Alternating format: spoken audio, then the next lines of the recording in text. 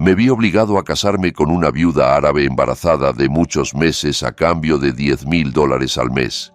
Yo, un simple trabajador migrante latino, acepté aquel contrato absurdo para salvar el futuro de mi familia.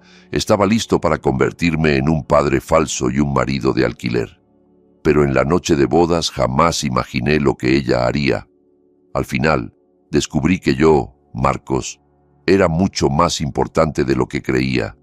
Quizá mi cuerpo estaba en Arabia Saudí, en esta tierra seca y polvorienta, pero mi alma seguía en mi pueblo, entre los campos verdes y húmedos donde crecí. Llevaba casi 2 meses trabajando allí como empleado migrante. Mi puesto era doble, jardinero y chofer de una casa tan lujosa que resultaba extraña a mis ojos y hasta a mi lengua.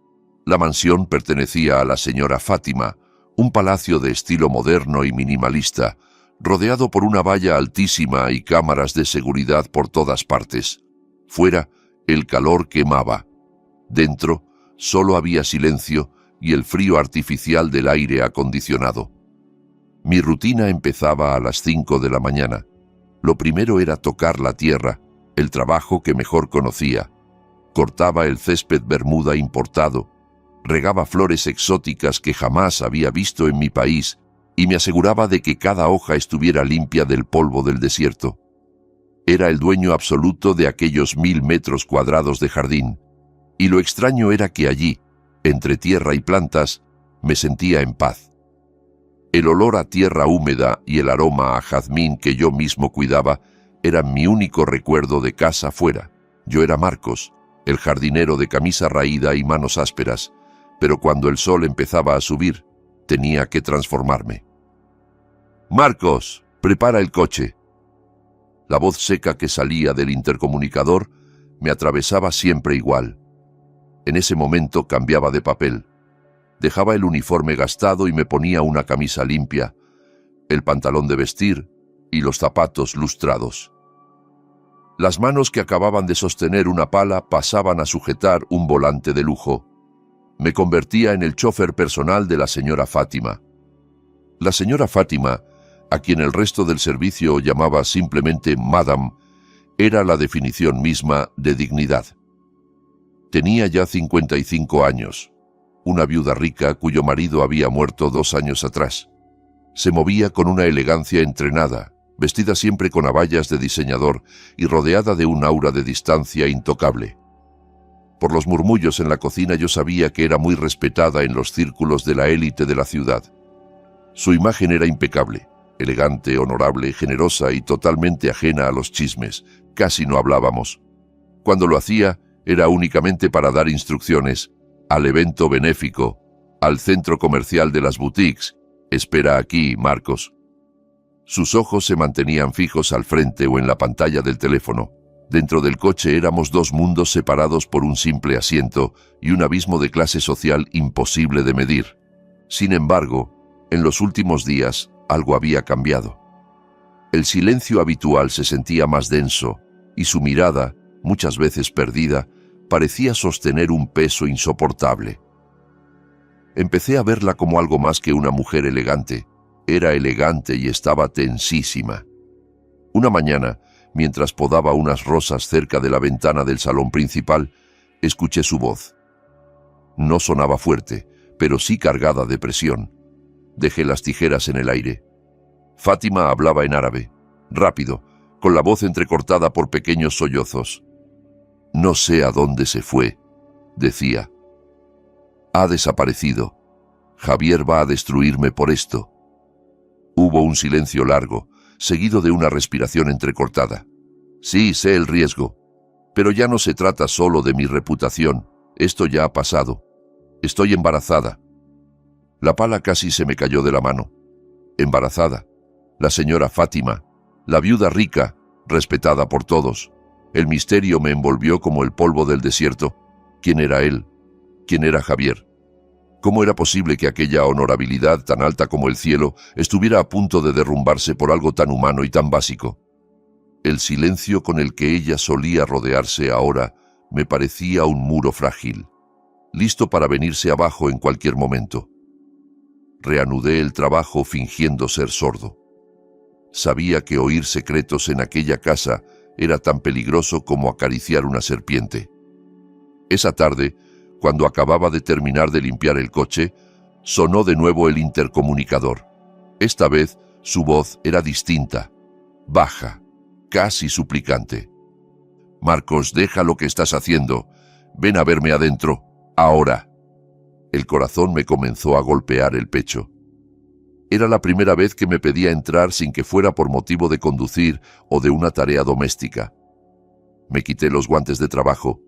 Intuía que lo que estaba a punto de decirme cambiaría mi vida.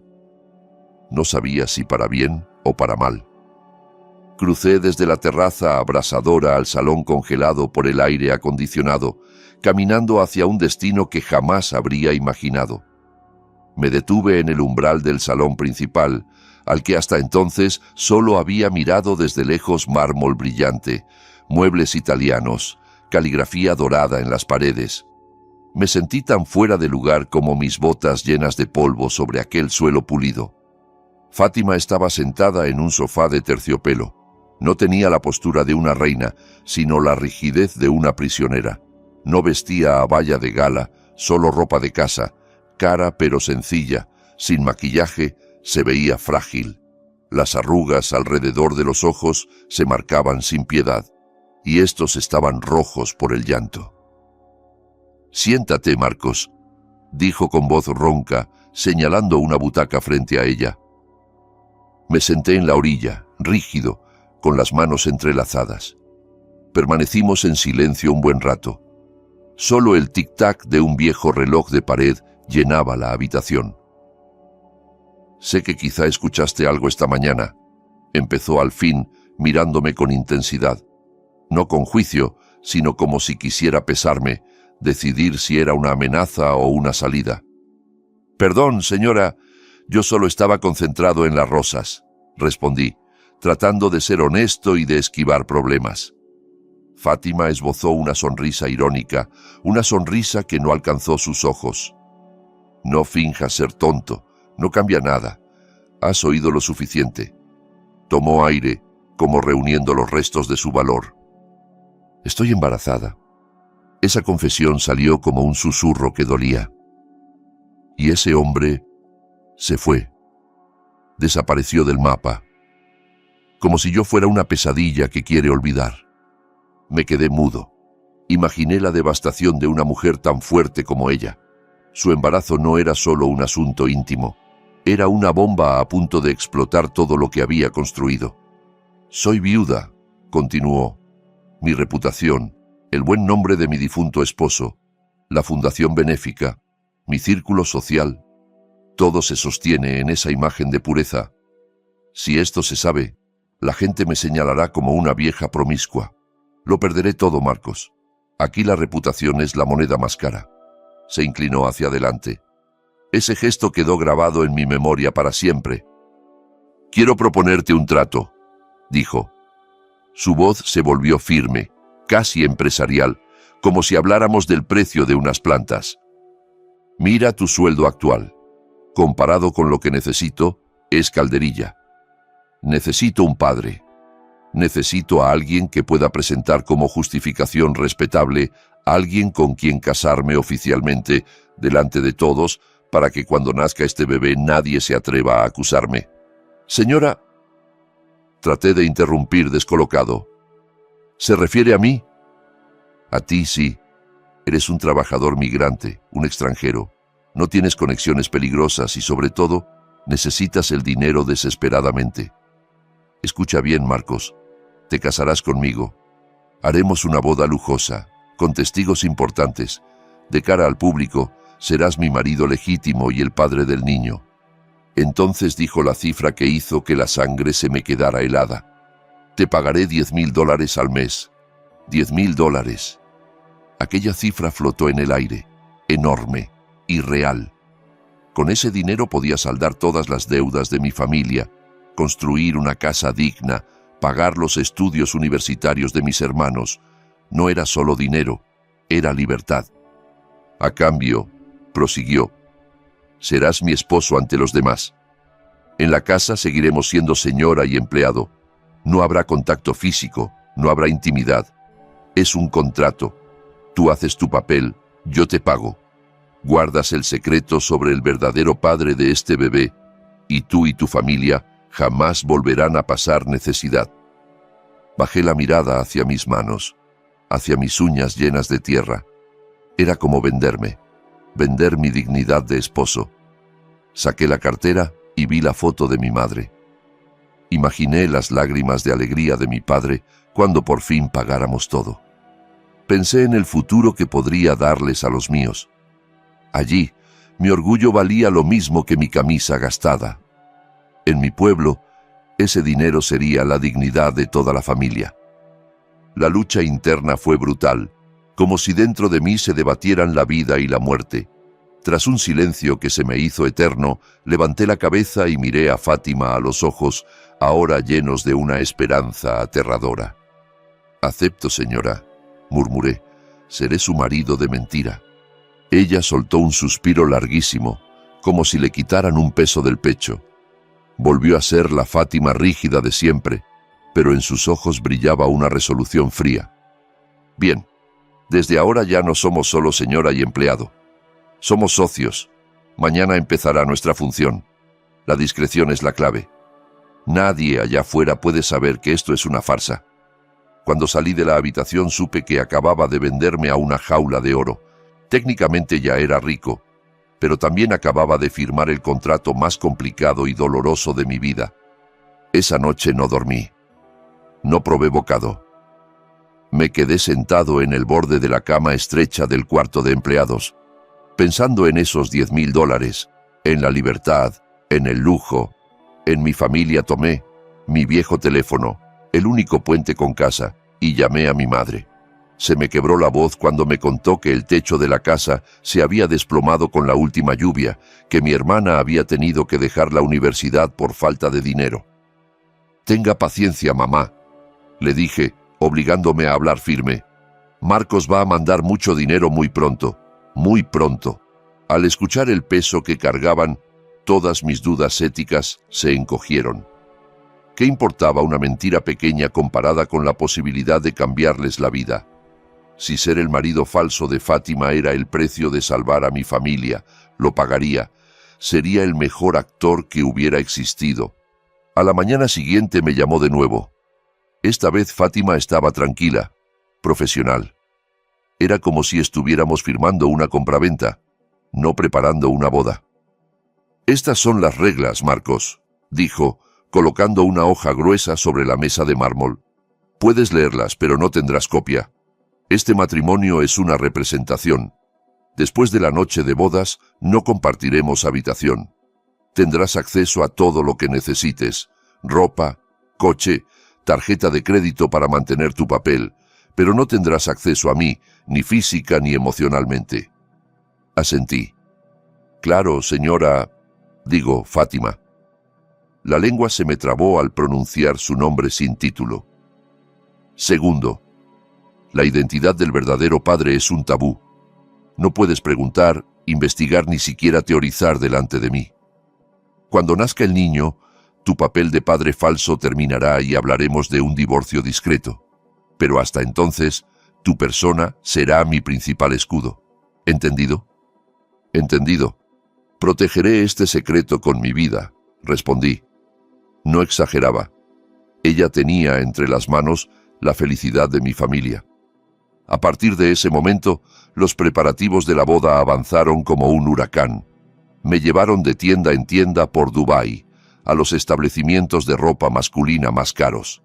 Un sastre privado vino a casa a tomar mis medidas y hacerme túnicas blancas impecables, trajes y prendas formales que jamás habría soñado tener yo, que siempre había elegido solo uniformes de trabajo. De pronto tenía que escoger relojes de oro y zapatos de cuero italiano. En medio de tanto lujo me sentía un impostor. Me miraba en los espejos enormes y veía a un hombre alto, bien vestido, con pinta de rico y de importante, pero en cuanto apartaba la vista, seguía sintiéndome el jardinero de manos agrietadas. Era solo una máscara perfecta. Fátima se convirtió en la directora de nuestra obra. Me enseñó los códigos del mundo de los ricos, cómo hablar en público, cómo tomarle la mano frente a las cámaras con la dosis justa de cariño y, sobre todo, la expresión que debían tener mis ojos. «Recuerda, Marcos», me repetía mientras ensayábamos en el comedor, «tu mirada tiene que convencer, no la de un empleado temeroso, sino la de un marido enamorado. Tienes que parecer orgulloso de mí». Yo intentaba practicar. La miraba fijamente. Nuestros ojos se encontraban. Bajo la capa de hielo con la que se protegía, alcancé a ver su fragilidad. Por un segundo, no vi a la Fátima altiva, sino a una mujer sola, asustada. La víspera del enlace la casa estaba en ebullición. Había invitados que llegaban de todo Oriente Medio. Yo estaba en mi nueva habitación, mucho más grande y lujosa.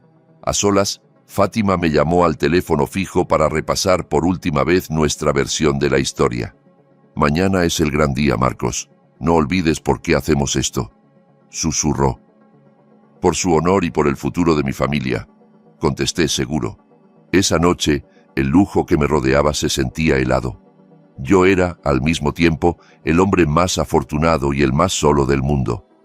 Tendría dinero, pero no tendría esposa. Tendría riqueza, pero perdería una parte de mí. Mi mente estaba partida. Mi familia, allá, al fin estaría a salvo. Yo, aquí, sería una marioneta sobre el escenario. Solo podía desear que la farsa saliera bien. Mañana moriría Marcos el jardinero y nacería Marcos, el marido. El día llegó y me enfundé en la ropa más cara que había tocado mi piel. La túnica impecable, el pañuelo perfectamente colocado, el reloj de lujo en mi muñeca áspera de tanto sostener herramientas. Me miré en el espejo de la habitación que ya me parecía ajena. Este Marcos era una ilusión, una ficción costosa. La sala del evento era deslumbrante. Cientos de rostros desconocidos me rodeaban. Empresarios, diplomáticos, miembros de familias influyentes.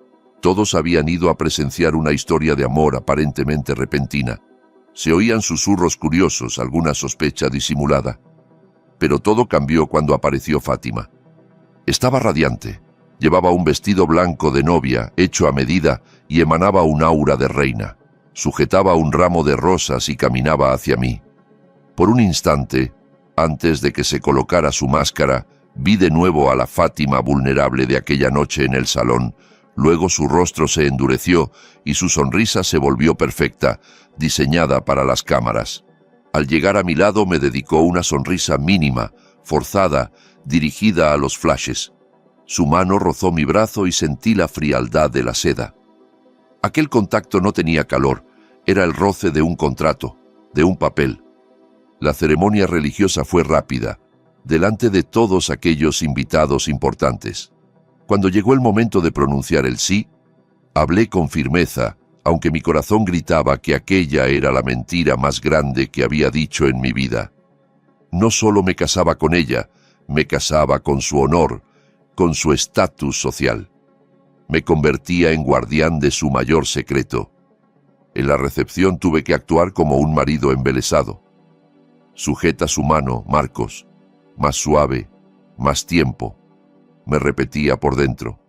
Caminamos entre los invitados, ella aferrada a mí no por cariño, sino por necesidad. Noté lo frágil que era su cuerpo bajo las capas de tela. Sonreía, asentía, llamaba a la gente por sus nombres árabes que yo jamás lograba recordar. Éramos la pareja perfecta para todos. Una mujer mayor, cubierta de joyas, se acercó. «Felicidades, querida.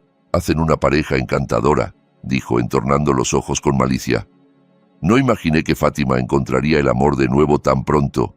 «Y tú, joven, debes de ser un hombre muy especial». Fátima contestó con dulzura ensayada. «Alhamdulillah, tía. Marcos ha sido una bendición inesperada. Me ha traído felicidad y estabilidad. Yo debía rematar el cuadro». La miré, forzando la expresión de orgullo que habíamos practicado 1000 veces.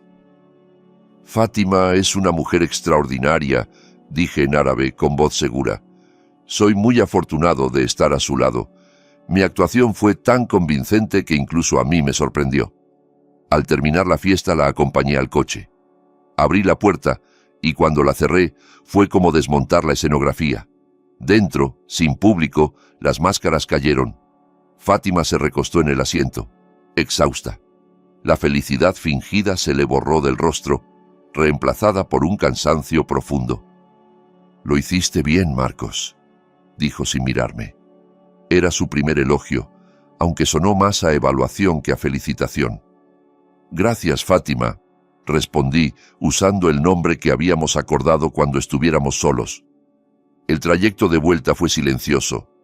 Habíamos ganado la primera batalla, el mundo creía en nuestro amor, pero yo sabía que lo verdaderamente difícil aún no empezaba. Llegamos a la mansión pasada la medianoche. La misma opulencia de siempre ahora se sentía más opresiva. Habíamos escapado de las miradas ajenas, pero quedábamos atrapados en una casa llena de promesas falsas. Apagué el motor y la seguí sin decir nada, como una sombra. Fuimos hasta la habitación principal, que desde ese día sería nuestra habitación. Era más grande que toda mi casa en el pueblo, con un balcón que daba al jardín que yo mismo cuidaba. Fátima se quedó en medio, inmóvil. Su vestido de novia parecía una armadura. Se quitó la tiara, la dejó sobre el tocador y se miró al espejo unos segundos. Yo me quedé cerca de la puerta, sin saber qué hacer. ¿Ofrecerle ayuda? ¿Sería romper el contrato? «Puedes cambiarte de ropa, Marcos», dijo sin volverse. Su voz sonaba plana, vacía. Toda la emoción del día se había evaporado. Fui al baño y dejé el traje, cambiándolo por una camiseta y un pantalón de tela, mucho más cómodos. Al salir, ella llevaba un camisón de seda largo, pero seguía sentada en el sofá, leyendo. No parecía una recién casada, parecía una mujer que espera un tren nocturno. La incomodidad podía cortarse. «La cama es enorme», dijo al fin, señalando el lecho king size, «pero tenemos que mantener la distancia». Cogió una almohada fina y la colocó justo en medio de la cama. Una barrera pequeña pero simbólica, que representaba el abismo entre nosotros. Una línea física para un límite que ya habíamos firmado.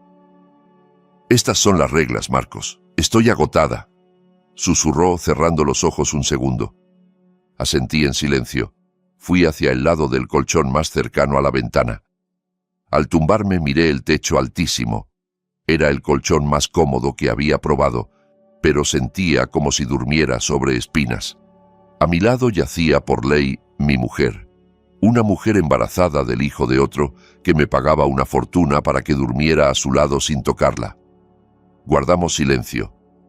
Quise decir algo, preguntarle si estaba bien, romper el aire espeso que nos rodeaba, pero me dio miedo sobrepasar las fronteras, olvidar que no era más que un actor pagado. Pasaron unos minutos y Fátima se dio la vuelta, dándome la espalda. «Duerme, Marcos», dijo bajito.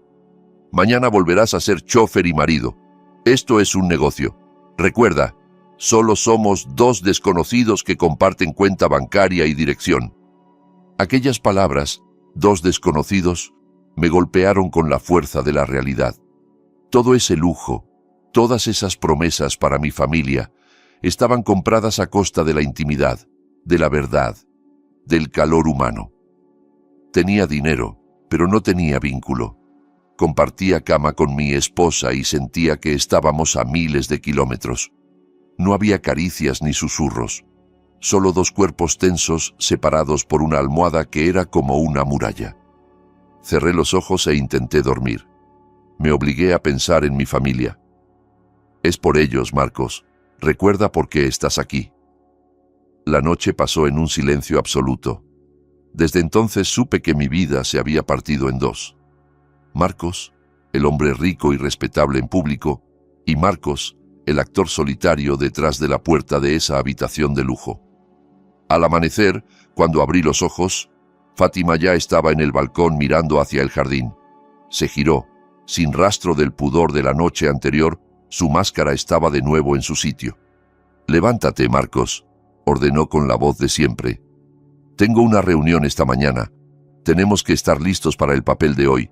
Después de esa noche, nuestra vida volvió a una especie de punto cero, pero más absurda. Teníamos una rutina doble. Detrás de las puertas cerradas, yo seguía siendo el trabajador. Delante del mundo, era el marido. El día empezaba con sigilo. Me levantaba despacio para no despertarla, iba al baño de servicio y me ponía de nuevo el uniforme de jardinero, aún impregnado de tierra y sudor. A las 6 de la mañana ya estaba en el jardín, con la manguera en la mano, regando el césped perfecto, el contacto con la pala, la podadora, el olor de la tierra húmeda. Todo eso era mi terapia. Allí podía ser yo mismo, Marcos, el hombre que se ganaba el pan con esfuerzo honrado. Allí no había que fingir ni sonreír de mentira. Lo irónico era que ahora, mientras regaba, era un marido millonario cuidando su propio jardín. Los otros empleados, que antes eran mis compañeros, me miraban con una mezcla de respeto, confusión y envidia.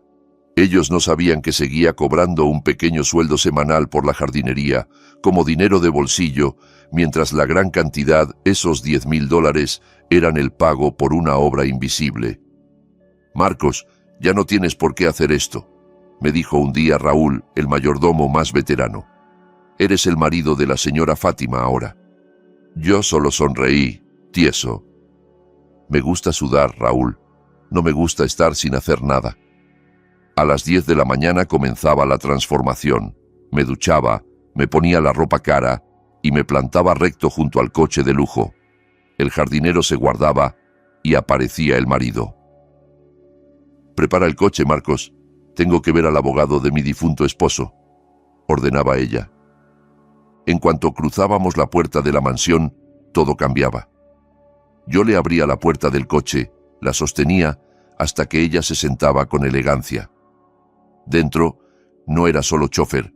A veces debía preguntarle en voz alta cómo había dormido. Cariño, por si había oídos indiscretos. En los lugares exclusivos caminaba siempre un paso detrás, pero lo bastante cerca como para sostenerla, sobre todo ahora que su vientre empezaba a notarse. Le cargaba las bolsas de compras, sonreía a sus amigos, asentía a todo lo que decía. Llegué a ser un experto en la farsa. Sabía inclinar apenas el cuerpo hacia ella para parecer íntimo. Sabía poner la mano en la parte baja de su espalda al pasar entre la gente, un gesto de cariño y posesión completamente falso. Mi mirada estaba bien entrenada para irradiar orgullo, como si Fátima fuera un tesoro que yo hubiera encontrado. Pero detrás de todas esas sonrisas había un vacío. En el coche casi no hablábamos, salvo para indicaciones. Cada uno se refugiaba en su silencio. Era como si las máscaras descansaran en los asientos, esperando la siguiente función. Yo era el chofer, ella, la señora, dos actores esperando el próximo acción. Esa contradicción me partía el alma. Mientras limpiaba a escondidas una mancha de barro de mis zapatos caros en el baño de un restaurante de lujo, recordaba mis manos cubiertas de tierra al amanecer. Era el mismo hombre, pero un contrato me prohibía serlo. Rico en los papeles, pobre por dentro. En Fátima veía otra batalla. Su papel de embarazada feliz era un suplicio. La presión por mantener su imagen perfecta era tan fuerte que a menudo se la veía pálida, con jaquecas, luchando contra las náuseas. Sus sonrisas eran cada día más forzadas y, en mitad de la noche, varias veces la escuché llorar quedo al otro lado de la almohada que nos separaba. Observando su sufrimiento, algo empezó a cambiar dentro de mí. Dejó de ser solo la jefa o la socia del trato.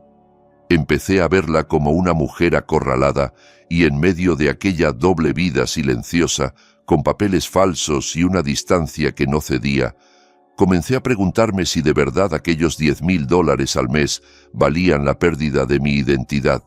¿La estaba ayudando realmente o solo prolongaba su tormento? Pasaron algunas semanas y nuestra farsa se volvió casi perfecta. Yo era la sombra ideal de Fátima. Un marido atento en público que nunca cruzaba la línea en privado. Funcionábamos como una máquina de teatro precisa y eficaz. Una tarde acudimos a un evento benéfico de la Fundación de Fátima, un acto crucial para su reputación. Estaban todos los rostros influyentes de la ciudad. Ella debía mostrarse fuerte, feliz e intocable.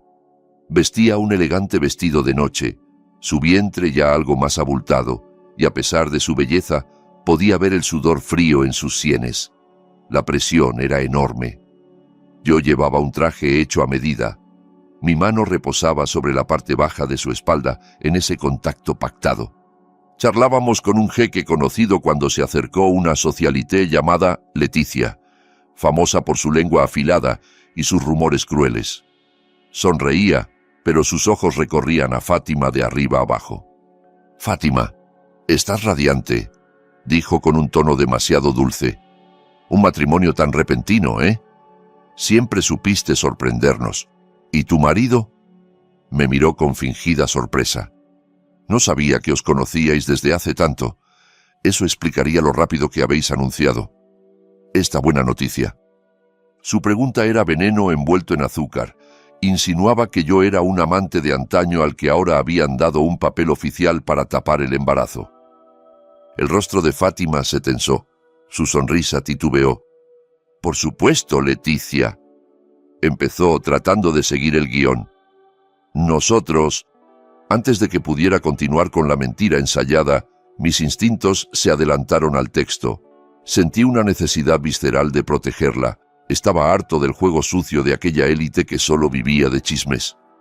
Di un paso al frente, apreté la mano de Fátima que temblaba ligeramente. «Sí, nos conocemos desde hace bastante», dije en árabe, con voz grave, lo bastante alta como para que nos oyeran los que estaban cerca. «Pero el amor no mira el reloj, señora Leticia». Cuando vi a Fátima, no vi solo la riqueza que todos ustedes ven, vi su bondad, la fuerza de su alma y el deseo de sentirse amada de nuevo después de una gran pérdida. Cuando el amor llama, no lo haces esperar, lo recibes. Miré a Fátima y por primera vez mi mirada no era una actuación. Me sentía realmente orgulloso de estar defendiéndola. «Sabemos de lo que habla la gente», continué volviendo la vista a Leticia. «Pero para nosotros lo único importante es nuestra felicidad. Y como su esposo, prometo proteger el honor de Fátima y de nuestro hijo por encima de mi propia vida». Leticia se quedó helada. No esperaba que aquel marido recién llegado tuviera el valor y la elocuencia para contestar así. Terminó esbozando una sonrisa falsa y se alejó, derrotada. Cuando se hubo marchado, Fátima retiró lentamente su mano de la mía. No dijo nada al principio. La sala volvía a llenarse de murmullos y risas. «¿Por qué has dicho eso?», susurró al fin con una mezcla de sorpresa y algo más en la voz, quizá admiración. «Era lo que necesitabas que escucharan», respondí intentando volver al papel de actor. «No», negó mirándome fijamente. «Has ido más allá del guión. Tus palabras han sonado reales. Has hablado de mi bondad como si de verdad la vieras». En su mirada había confusión. Esa noche algo se movió entre nosotros. Al defender su imagen, ya no estaba solo cumpliendo un contrato. Había actuado por impulso, para protegerla a ella, la mujer. Y en ese gesto, sin pretenderlo, le había mostrado al jardinero sincero que se escondía debajo de mi traje. Por primera vez desde la boda, la tensión entre nosotros se suavizó. La cercanía que mostrábamos de cara al público sin querer se acercó a una verdad emocional que ninguno de los dos esperaba. Tras el incidente con Leticia, la dinámica cambió ligeramente. Fátima se volvió un poco más suave, menos comandante. En el coche, a veces rompía el silencio con preguntas pequeñas. «¿Cómo está tu familia allá?», o «¿te gustan las rosas damascenas que plantaste?». Aunque las conversaciones eran breves y torpes, sentía que empezaba a verme como a una persona y no solo como a un escudo viviente. Sin embargo, la calma no duró mucho. Una tarde, mientras organizaba unos papeles de envíos en el despacho, oí un ruido sordo de cristal roto que venía del jardín. Corrí y encontré a Fátima junto a la piscina, mirando al suelo con una expresión de shock. En el mármol había una piedra envuelta en un paño negro. Dentro, un papel doblado. «¿Qué ha pasado, Fátima?», pregunté, acercándome. Fui a coger el paquete, pero ella apartó mi mano bruscamente. «¡No lo toques!», gritó, con una histeria que nunca le había visto. Retrocedí sorprendido. Fátima tomó el papel con manos temblorosas y lo abrió. Sus ojos recorrieron las líneas. Cuanto más leía, más se le desvanecía el color del rostro. «Marcos», susurró mirándome con auténtico terror. «Nunca se lo dije a nadie. Nadie. Solo tú y yo lo sabemos». «¿Qué dice?» Di un paso más. Esta vez no podía limitarme a observar. Arrugó la hoja con fuerza. Las lágrimas empezaron a brotar. «Habla del padre del bebé. Sabe que estoy embarazada. Sabe que tú no eres el padre y...» Tragó saliva. «Me amenaza con contárselo a la prensa mañana mismo si no confieso mi pecado y pago una suma de dinero». Apreté los puños. Era una carta anónima. Un chantaje. Miré alrededor. La valla alta, las cámaras. No parecía posible lanzarla desde fuera. «¿Viste a alguien?», pregunté. «Con esta seguridad, debe de ser alguien muy cercano a la casa. Alguien que conozca nuestros horarios y los huecos del sistema». «No, nadie», respondió jadeando. «Tiene que ser alguien de aquí, alguien que sabe demasiado». Entonces me señaló con el papel arrugado. «¿Has sido tú? ¿Has roto el contrato? ¿Quieres más dinero?». La acusación me atravesó. Después de todo lo que había hecho por defenderla, seguía viéndome como a un sirviente ambicioso. «Basta, Fátima», dije alzando la voz por primera vez. «Estoy aquí porque tú me pagas, sí. Pero si se descubre tu secreto, yo también pierdo. Me echan, tu mundo se derrumba y mi familia también. Si hubiera querido más dinero, habría ido directamente a ti, no a mandar una nota anónima». Su expresión cambió. Entendió que había sido injusta. El miedo retrocedió un poco, dejando sitio a un pánico más amplio. «Entonces, ¿quién?», murmuró dejándose caer en un sofá exterior. «¿Quién sabe todo esto?». Tomé el paño negro del suelo. Era grueso y familiar. Lo examiné. Reconocí el tipo de tela. Era como la que usaba una empresa de catering exclusiva que atendía los eventos de la élite, incluidos los nuestros. «El evento benéfico del otro día», murmuré. «Alguien de allí, alguien que nos vio, que oyó algo y que se ha atrevido a enviar este mensaje directo a la casa». Comprendí que el misterio del padre del bebé no era solo una historia de un amante desaparecido, sino una amenaza real contra la seguridad de Fátima y sus finanzas. Yo, como marido y protector, estaba en medio de un conflicto peligroso. Esos $10,000 ya no eran el sueldo de un actor, eran el precio de vivir como objetivo. «¿Qué vamos a hacer?», preguntó Fátima, ahora completamente desarmada. «No podemos quedarnos quietos», dije. «Tenemos que descubrir quién está detrás antes de que actúe de nuevo». Esa noche, por primera vez, no compartimos solo cama, sino miedo y una meta común. Ya no éramos señora y empleado, ni siquiera solo socios, éramos aliados, atados por la misma amenaza. Y supe que, para proteger esta farsa y el futuro de los míos, tendría que empezar a investigar. Tenía que encontrar al verdadero padre, ese fantasma que había vuelto convertido en peligro. Tras la carta, la casa se convirtió en un campo de batalla silencioso. Fátima no dormía, yo menos. El mensaje había destruido su última máscara de tranquilidad. A partir de entonces dejó de cuidar tanto las formas, solo quedaba el miedo. 2 días después, cayó enferma. El embarazo, el estrés y el terror al chantaje la derribaron con fiebre alta. El médico privado vino, le puso una inyección y le ordenó reposo absoluto. Yo era el único allí, salvo una enfermera que venía por horas. Mi papel de marido de mentira se volvió de repente el de un marido real. Entré en la habitación. Fátima estaba tendida en la cama, pequeña y frágil bajo las mantas carísimas. Pálida, el cabello húmedo de sudor. Ya no se parecía a la Fátima altiva de la boda, sino a una mujer enferma de 55 años. Me senté en el borde de la cama. Mojé una toalla pequeña y comencé a pasarla por su frente. Ella abrió los ojos un momento y me miró. No había órdenes ni vergüenza, solo cansancio. «No hace falta que hagas esto, Marcos», susurró. «Puedes llamar a la enfermera». «La enfermera tiene horario, yo estoy aquí», respondí suave. La habitación se llenó de un silencio distinto al habitual. No era la incomodidad del contrato, sino la calma pesada de dos personas agotadas. Era un silencio que invitaba a la verdad. Al cabo de un rato, Fátima respiró hondo.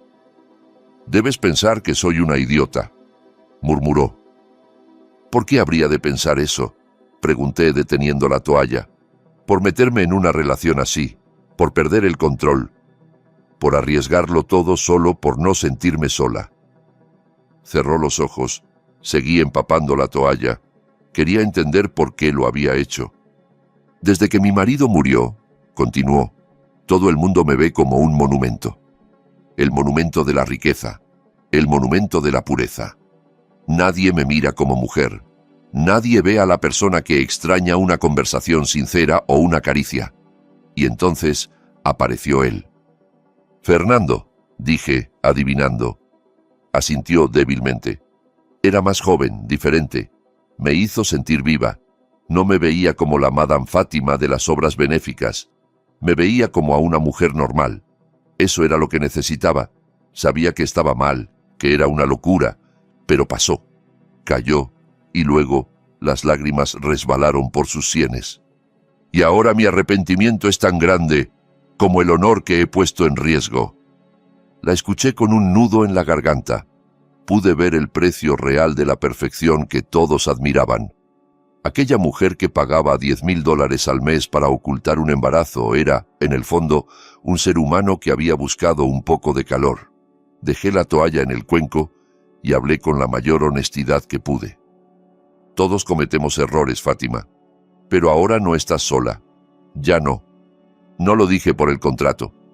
Lo dije porque, sinceramente, quería ayudarla. La compasión había sustituido al resentimiento». Ella abrió los ojos y me miró durante largo rato. En sus pupilas vi reflejado a un hombre que no era un criado, sino un compañero. «Gracias, Marcos», susurró. «Eres un buen hombre». Aquella noche compartimos una intimidad distinta, no física, sino emocional. Hablamos de su miedo al chantajista, de su preocupación por el bebé, del peso de ser una viuda rica. Le conté mis sueños sencillos para mi familia allá en mi tierra. Seguimos durmiendo en la misma cama, con la almohada entre los dos, pero la distancia física ya no importaba tanto. Había un hilo invisible uniéndonos, comprensión, confesiones y algo parecido a la confianza. Comprendí que nuestro contrato hacía tiempo que había dejado de ser una simple transacción económica. Era una alianza compleja. Tenía que protegerla no solo por el dinero, sino porque había descubierto a la mujer vulnerable que se escondía debajo de la armadura, y para hacerlo, debía descubrir quién estaba detrás de las amenazas. Aquello dejaba de ser teatro, se convertía en una misión. Después de aquella noche de confesiones, supe que debía dejar de ser solo jardinero y marido falso. Ahora era detective. La apuesta era demasiado alta. Si el chantajista ganaba, el honor de Fátima caería, y con él, el futuro de mi familia. Fátima, aunque seguía débil, me dio acceso a algunas cosas del hombre que había desaparecido. Capturas de viejos mensajes ya borrados del teléfono y, lo más importante, una tarjeta de visita aparentemente normal. Los mensajes eran pura azúcar, promesas de amor y citas secretas. La tarjeta, en cambio, era inquietante. No era la tarjeta de un amante cualquiera, sino de un asesor financiero llamado Fernando Álvarez, con la dirección de una torre de oficinas donde también trabajaban los abogados del difunto marido de Fátima. Decía que había trabajado con mi esposo, explicó, que llevaba años fuera de la empresa, pero que podía ayudarme con la fundación. Sonó una alarma en mi cabeza. Asesor financiero del marido. Llevaba mucho en su círculo. No había desaparecido. Se había desvanecido por orden de alguien. «Fátima, dijiste que se fue sin dejar rastro. ¿De verdad no dejó nada?», pregunté. Ella frunció el ceño pensando, hasta que un recuerdo la golpeó. «Espera». «Sí». Días antes de irse, se marchó a toda prisa. Dejó una llave pequeña. Pensé que era de su gimnasio. «¿Dónde está esa llave?» La buscó en un compartimento secreto del baño. Allí, escondida bajo joyas carísimas, estaba una llave plateada con un número y unas iniciales grabadas. Al día siguiente me puse en marcha. Me vestí con uno de mis trajes más caros. Sería el Marcos rico, el marido de Fátima, haciendo gestiones. La llevé a un compromiso social para mantener la fachada. Cuando la vi rodeada de gente, le dije que debía ir a recoger unos documentos. Con mi teléfono nuevo busqué las siglas que tenía la llave. Descubrí que correspondían a los casilleros de un club privado que Fernando visitaba a menudo. Fui hasta allí. Fingí haber perdido mi propia llave y, tras sobornar al empleado cansado con un buen fajo de billetes, conseguí que me permitiera comprobar mi número. Así llegué al casillero de Fernando. Cuando lo abrí, el corazón se me aceleró. En su interior no había ropa de deporte ni nada normal. Solo una memoria USB, una cartera vieja y una foto escondida detrás de la billetera. Tomé la foto con manos temblorosas. Se veía a Fernando y Fátima sonriendo en una villa frente al mar. No fue eso lo que me dejó sin aire, sino la figura borrosa al fondo. Un hombre cuya cara me resultaba conocida. Javier. Javier. El mismo nombre que le había oído pronunciar a Fátima en su llamada angustiada. El sobrino mayor del difunto marido, el que gestionaba las propiedades y al que todos respetaban como un hombre muy conservador. De golpe, las piezas empezaron a encajar de forma siniestra. Fernando, el amante, era asesor financiero de la familia. Javier, el sobrino ejemplar, estaba presente. No era una simple historia de un novio que huye, era una trama. Volví a dejar la foto en mi bolsillo, devolví la cartera y escondí la memoria USB conmigo. Cerré el casillero con calma y regresé al coche para ordenar mis ideas. Fernando y Javier estaban conectados. ¿Y si Fernando no se había ido por voluntad propia? ¿Y si lo habían echado amenazándolo? ¿Y si el chantajista no era Fernando sino Javier, queriendo tapar sus propios movimientos? Tenía que hablar con Fátima. La llave ya no era de un casillero, era la llave de la verdad. Algo en esa memoria iba a revelar un giro mucho más oscuro que un simple escándalo amoroso. Volví a la mansión con el pulso a 1000. Traía un secreto más pesado que el embarazo de Fátima, el nombre del hombre desaparecido y una posible identidad para el chantajista. La encontré en su pequeña biblioteca hablando por teléfono, con gesto tenso. Esperé a que colgara. «¿De dónde vienes, Marcos?», preguntó. Empezaba a preocuparme. En el evento de hoy... La corté. Fernando Álvarez no se esfumó, Fátima. Se fue, sí, pero lo echaron. Y el que te está extorsionando quizá no sea él. Fátima se quedó petrificada. «¿Cómo sabes su nombre?», dijo. «Nunca te lo dije». Saqué la foto del bolsillo, la imagen de ellos dos en la playa. La encontré en el casillero de un club privado que él usaba, expliqué. Pero lo más importante es quién aparece detrás. Fátima miró la foto. Sus ojos ya no se sorprendieron por ver a Fernando, sino por la silueta detrás. «Javier», susurró casi sin voz. «Sí, Javier», continué con frialdad. «El sobrino intachable que gestiona las propiedades, el hombre devoto, el salvador de la reputación familiar. Yo lo oí cuando hablaste con él después de la primera amenaza, ¿recuerdas? Saqué la memoria USB y la conecté al portátil. Probé a poner como contraseña la fecha de nacimiento de Fátima. Funcionó. Se abrieron carpetas con datos financieros de la fundación y varios audios. Seleccioné uno. «Escucha esto», dije, dándole al play. La primera voz era la de Javier, fría. «Tienes que irte, Fernando. Ya. Si el escándalo de mi tía sale a la luz por tu culpa, toda la familia se hundirá. Te mandaré fuera del país, tendrás dinero, pero desapareces para siempre. O me encargo de destruirte primero a ti». Luego sonó Fernando desesperado. «La amo, Javier. Y está embarazada de mi hijo. Voy a casarme con ella». Javier soltó una risa cortante. ¿Casarte con una viuda rica 30 años mayor? No seas ridículo. Ese niño no puede nacer con una mancha en el nombre. Te vas y la dejas arreglar sola este desastre. Pausé el audio. El silencio fue más pesado que cualquier noche. La cara de Fátima cambió del miedo a una rabia triste. Javier lo echó, murmuró.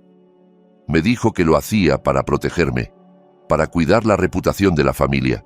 Negó con la cabeza. No, lo hizo porque quiere el control de la herencia y de la fundación. Sabía que si mi imagen se manchaba, yo perdería poder, y él podría quedarse con todo como pariente limpio. Le enseñé otro archivo, un correo que Fernando había dejado preparado, disculpándose con Fátima, avisándole del peligro y de la coacción.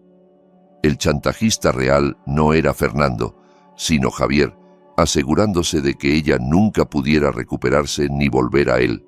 De pronto se oyó el rugido de un motor. Un empleado entró a toda prisa. «Señora, el señor Javier ha llegado. Viene con 2 abogados». El rostro de Fátima palideció. «Viene a tomar el control», susurró. «Sabe que intentaré resistir». Desconecté la memoria USB y la guardé. Fátima parecía a punto de rendirse. Me acerqué. «Escucha, Fátima, Javier no puede saber que tenemos esto, ni que yo soy tu marido de mentira. Volvemos al papel, ¿sí? Tienes que ser fuerte. Lo enfrentaremos juntos».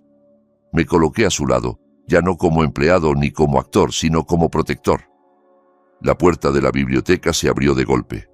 Javier entró con 2 hombres de traje oscuro y mirada fría. «Tía Fátima», saludó con una voz empalagosa. «Hemos venido a hablar sobre el futuro de la fundación. Dada tu delicada situación, creemos que lo mejor es...». «No estoy tan delicada, Javier», le cortó ella con firmeza. Yo me puse un paso detrás, con la mano en su hombro en un gesto de apoyo, esta vez auténtico. Javier me lanzó una mirada por encima del hombro. «Señor Marcos, dudo que entienda los asuntos de la familia», dijo. «Este es un tema complejo. Debería dejar que lo manejemos los expertos». Le sostuve la mirada. «Soy su esposo. Lo que afecta a Fátima me afecta a mí. Y sé lo suficiente de leyes para saber que la herencia no se arrebata con amenazas». Javier soltó una risita. «¿Amenazas? Yo no amenazo a nadie. Solo intento proteger el buen nombre de la familia. Sé que tú no eres el padre del niño, Marcos. Sé lo de Fernando. Podría arruinaros la reputación en una noche. Al final del día, sigues siendo un simple trabajador migrante. No tienes poder contra mí». Fátima tomó la palabra. Sus ojos chispeaban. «Tienes razón en algo, Javier. Soy viuda, estoy embarazada y he cometido un error. Pero te equivocas en creer que soy una tonta». Se acercó a su escritorio. Yo sabía lo que iba a hacer. «Fernando no se fue por vergüenza. Tú lo expulsaste, para quedarte con la posición de mi marido muerto. Creíste que me quebrarías con el miedo, aunque algunos monumentos lloran, no se derrumban tan fácil». Pulsó un botón oculto y en la pantalla grande de la pared, el mapa de la fundación fue sustituido por la grabación que habíamos escuchado. La voz de Javier llenó la sala, acusándolo a él mismo. Sus amenazas quedaron al desnudo. «Esta grabación ya está en manos de mi abogado de confianza», dijo Fátima. «Y esta memoria», añadió señalando el USB en mi mano, «contiene toda la prueba de tus maniobras». Javier se quedó sin color. Sus abogados se miraron entre sí, nerviosos. La batalla estaba perdida para él. No fue el dinero quien lo venció, sino la verdad y la valentía de la mujer a la que tanto había subestimado, y la intervención del jardinero al que no dio importancia. Cuando Javier y sus abogados se marcharon con la cabeza gacha, la casa cayó en un silencio nuevo, limpio. Fátima se dejó caer en un sofá y rompió a llorar, pero esta vez era alivio puro. Me senté a su lado. «Lo logramos, Fátima», susurré.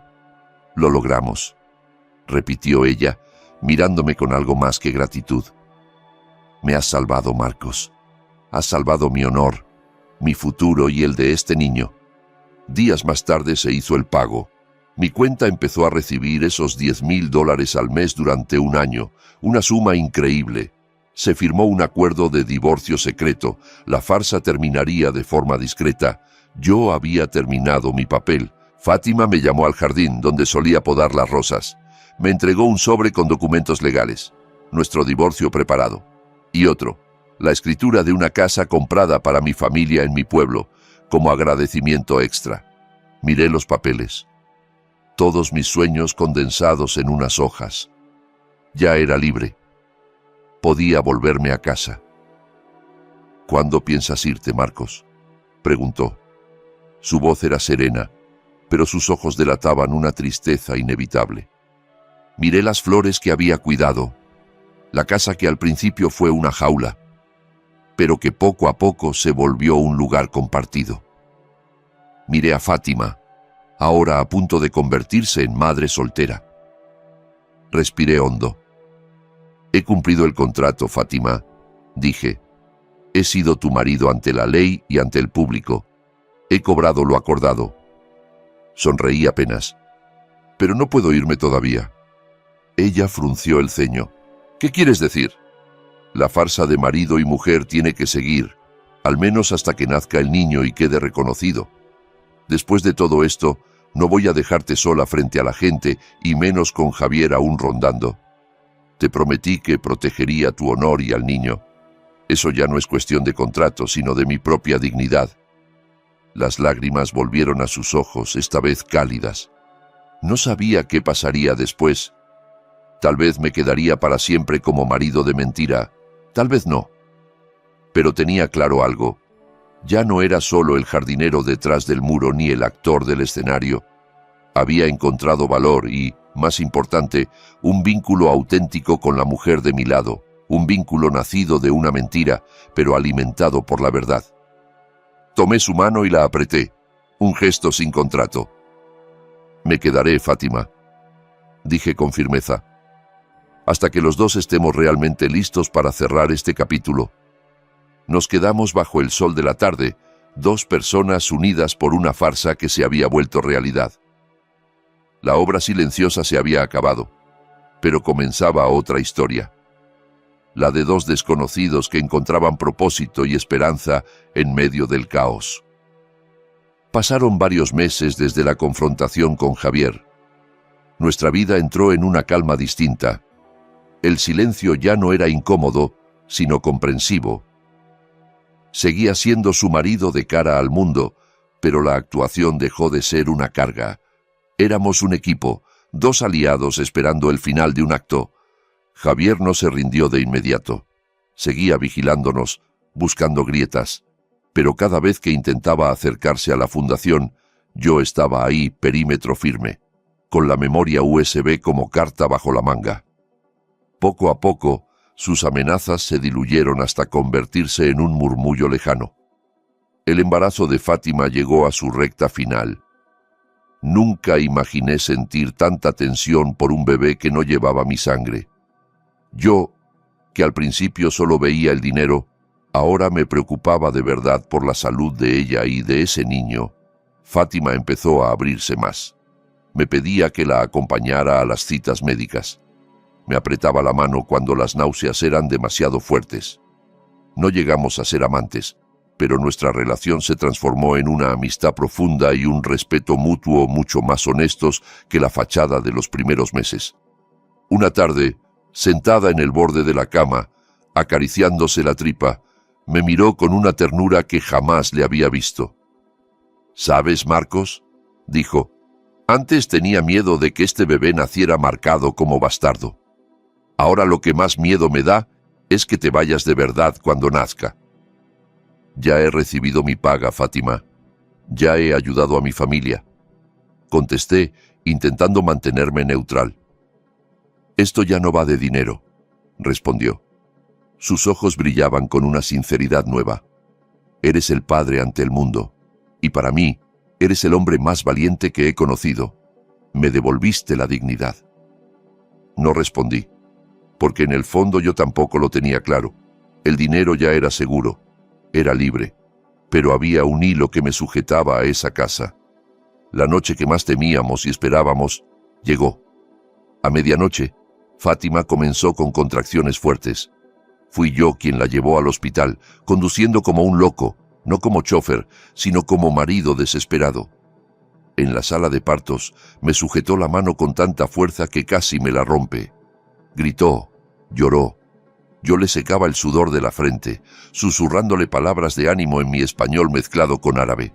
Las enfermeras y el médico nos miraban con aprobación. Veían a un esposo entregado. Horas después, el llanto de un bebé llenó el quirófano. Un niño.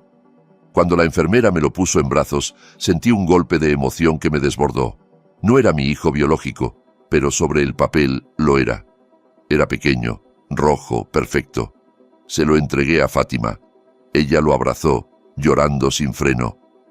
«Bienvenido, mi amor», susurró. «Mira, Marcos, nuestro hijo, al menos a ojos del mundo». Semanas más tarde hicimos una pequeña celebración. Los invitados se deshicieron en halagos hacia el padre cariñoso. Esa noche, cuando todos se fueron, nos sentamos en la habitación. El bebé dormía plácidamente en una cuna junto a la cama. Fátima me tendió los papeles de divorcio, listos y firmados por ella.